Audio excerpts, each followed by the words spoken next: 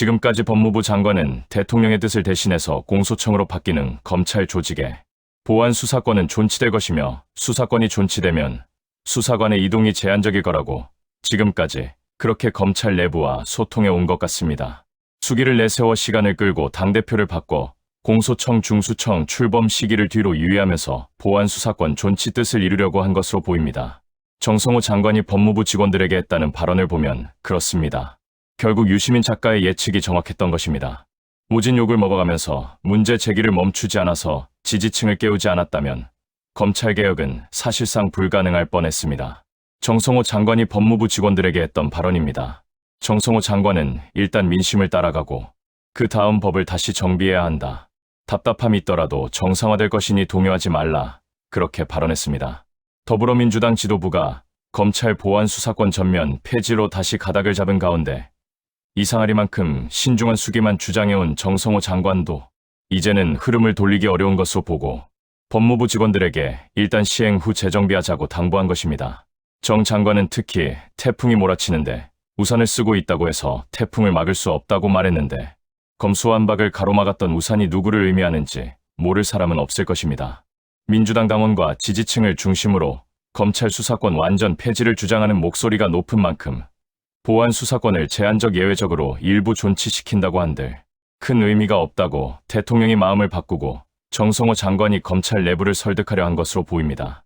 정 장관은 그러면서 일단 민심을 따라간 다음 정비를 해야 한다며 검찰국 직원 등의 답답함이 있더라도 이내 정상화될 것이라고 본다고 발언했습니다.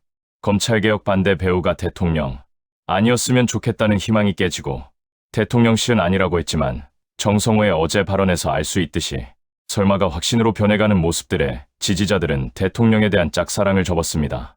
민주당 지지층과 이재명 지지층을 구분하는 듯한 모습, 민주당의 정통성과 가치를 버리는 듯한 외연확장, 명픽으로 대변되는 노골적인 당무 개입은 불난 가슴에 기름을 부었습니다. 최근에 민주당 지지층들은 대통령의 불리한 뉴스에 적극적으로 방어나 변호를 SNS에서 하지 않습니다. 취임 1년 겨우 지난 시기에 대통령이 스스로 만든 벽이 민주당 지지자들에게 너무 높아만 보입니다. 유이재명들과 친김민석계들이 하고 있을까요? 그런 모습은 보이지 않습니다. 그들이 잘하는 것은 헐뜯고 모욕하고 프레임으로 가짜뉴스를 퍼뜨리는 것입니다. 일베나 송가혁이 하던 짓과 무척 유사합니다. 문제는 이재명을 앞세우면서 내부에 그런 짓을 한다는 것이고 그런 이들이 청와대나 총리실에 의해서 대접받는 모습이 보란듯이 여과 없이 공개되니 민주당 지지층이 차가워질 수밖에 없었습니다. 대통령에게 부정적인 최근의 뉴스가 주택매매입니다. 집을 팔고 남은 잔금을 매수인의 형편을 살펴 근저당을 잡는 것으로 대체하고 이자를 받지 않기로 했다는 뉴스입니다. 예전 같으면 지지층과 대형 스피커가 적극적으로 대응하고 다른 이슈를 키워 이 건을 덮어버렸을 것이지만 지지층이나 대형 스피커가 그렇게 하지 않으니 여론의 흐름이 일방적으로 흘러가고 고스란히 대통령에게 부정적 이미지를 더 씌워냅니다. 대형 스피커와 지지층과 민주당 의원들과 청와대가 꿍짝을 맞춰 대응해야 정상인데 한편에서는 기대치가 예전과 다르고 한편에서는 적을 대하듯 취급하니 그림이 그려지지 않습니다. 지지층의 마음은 식고 총리 출신 김민석은 날이면 날마다 이재명을 내세우며 민주당 지지층을 찢어놓는 발표를 하고 있으니 대통령의 지지율이 오를 수도 없습니다. 먼저 좀 봐야 될 것이 있어요. 이병태라고 하는 사람 얼마 전에 사퇴했었죠. 이 사람이 사퇴하고 나서 이재명 대통령을 저격하기 시작했어요. 우리나라 국민들이 워낙 사고가 많으니까 빨리빨리 전환이 되잖아요. 이런저런 뉴스에서. 근데 배제구 사태 원인 제공자를 이재명 대통령으로 지목을 하고 사과를 촉구했는데 참 좀 씁쓸하죠. 뭐라고 얘기했나 봤더니 배제구 사태의 원인 제공자는 이재명 대통령이다. 그가 무책임한 음모론적 시각으로 SNS의 스타벅스 코리아 마케팅을 과거 민주화 과정의 불행한 사건들을 조롱하는 것으로 한밤중에 생각 없이 글을 올린 것이 이 문제의 시작이자 전부로 볼 수 있다. 원인 제공자는 지금까지 시치미를 떼고 있다. 이렇게 이제 사실관계에도 사실 맞지 않는 이런 주장을 했어요. 근데 이제 이런 사람들의 특징이죠. 이 사람들은 자신들에게 이익이 없으면 누구를 배려하거나 누구를 존중하거나 하는 것을 하지를 않아요. 말 그대로 이익이 주어졌을 때에만 그나마 존중하는 척이라도 한다는 거죠. 제가 드리고 싶은 얘기는 이게 외연 확장의 결과물의 작은 축소판이다. 그 얘기를 드리고 싶은 거예요. 이병태 얘기는 여기까지 하기로 하고요. 여론조사를 한번 봐보려고 해요. 대통령의 지지율 여론조사인데 보시면 이재명 대통령의 국정수행평가가 48.8%, 잠깐 오르는 듯 하더니 54.7%로 올랐었는데 2주 연속 약간씩 내리면서 48.8%, 그러니까 최저치에 다시 근접하고 있다. 그런데 이런 여론조사를 보면서 여러분들 느낌이 좀 어떠셨어요? 여론조사를 보는 느낌. 2주 연속 떨어졌다. 그냥 기분이 찹찹하다. 별다른 느낌이 없었다. 이게 참 찹찹하면서도 이상한 감정이다 라는 게 저 같은 경우에는 좀 그랬어요. 그러면서 제가 느낀 것이 예전 같았으면 이렇게 좀 지지율이 떨어지고 그러면 내가 뭐 할 수 있는 역할이 없나? 댓글이라도 하나 더 달아야 되겠네. 막 이런 생각이 있었는데 그냥 그런 느낌만 가지게 되고 더 이상의 무엇을 해야 되겠다 그런 액션이 이렇게 마음에서 일어나질 않더라고요. 이런 것이 흔히 얘기하는 약간 마음이 식었다라는 그런 상태인지는 잘 모르겠어요. 분석들을 많이 했어요. 하락 이유나 이런 거. 그런데 뭐 그 하락 이유 중에 가장 큰 것이 내란 청산이 제대로 되지 않았다예요. 그러니까 내란 청산 피로감 이게 상당히 크다는 걸 알 수 있죠. 특검을 지금 몇 번째 하는 건지 국민들이 헷갈릴 정도잖아요. 이번에 또 종합특검이 연장이 됐잖아요. 근데 특검을 계속하는 것이 필요하긴 한데 왜 이렇게 특검이 이게 옛날 특검을 생각을 해보면 너무 지지부진하죠. 근데 뭐 옛날 특검이 월등히 잘했다 이런 얘기가 아니라 뭔가 속 시원한 것이 제대로 보이질 않으니까 번번이 파견 나간 검사 특검에 그 법원에 의해서 이 특검의 수사가 계속 막히고 있으니까 그런데 또 이걸 돌파를 못해요. 그 뚜렷하게 이런 모습에서 행정부나 정부 여당이나의 뭐 구체적인 어떤 방안이 있기도 어렵고 그런 방안이 또 보이지도 않고 그리고 이제 여러 갈등 요인에서 또 정부 여당, 정부하고 여당하고 뭐 손발이 안 맞는다 이게 아니고요. 역할이 좀 보이지 않는다라는 것. 이게 정서상으로 충족하지 못하는 것이 이 하락의 상당히 큰 요인인 것 같아.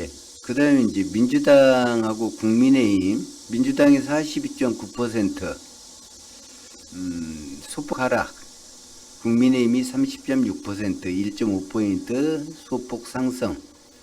민주당은 지금 전당대회를 이제 치르기 때문에 그 효과가 나타나는 것이 정상인데 나타나지를 않죠. 왜 나타나지 않을까? 그건 뭐 각자 보는 사람들 입장에 따라 다르겠지만 지금 전당대회가 거의 의혹이나 음모론 이상한 주장들이 뒤덮고 있어 버려 가지고 좀 그래요. 그 당대표에 관한 적합도 조사가 있었는데 이건 뭐 어느 정도 신뢰를 할 수 있을지 그건 모르겠어요. 근데 중요한 건 이걸 보니까 정청래 후보가 뭐 자신의 SNS에다도 올렸던 기사이긴 해요.